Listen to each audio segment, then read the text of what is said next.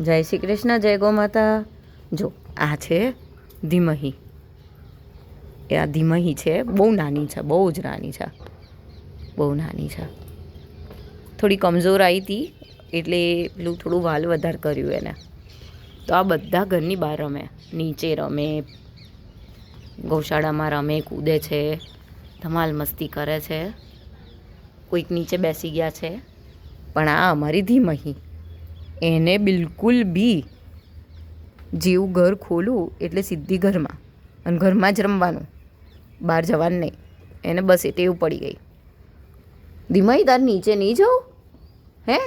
અને એને કોઈ રમવા ના મળે ને તો મને મારે છે, મને કે ચાલ રમીએ આપણે બે જણા. પણ ગાયો વાછડીઓ જોડે નહીં રમતી એકદમ, એટલે બહુ વાલ નહીં સારું.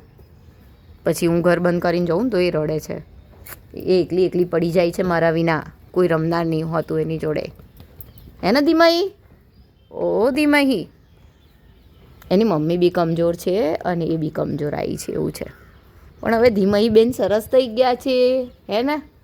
હા, હવે ધીમહી સરસ છે, એકદમ હેલ્ધી થવા માંડી છે. એની માં પણ સરસ હેલ્ધી થવા માંડી છે. કાળજી રાખીએ છીએ આપણે, આપણી જ ગૌશાળાની છે એની માં પણ અને એનું બચ્ચું પણ. હે ને ધીમહી?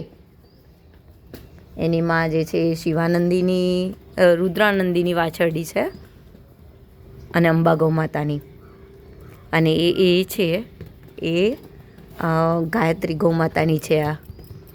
અને એના પપ્પાનું નામ છે શિવાનંદી, જે આપણે ખેતરમાં છે નંદી મહારાજ, એવું છે. એટલે બહુ સરસ છે, હવે હેલ્ધી થતી જાય છે. અને મસ્તી બી બહુ કરે છે, વાલે બહુ કરે છે.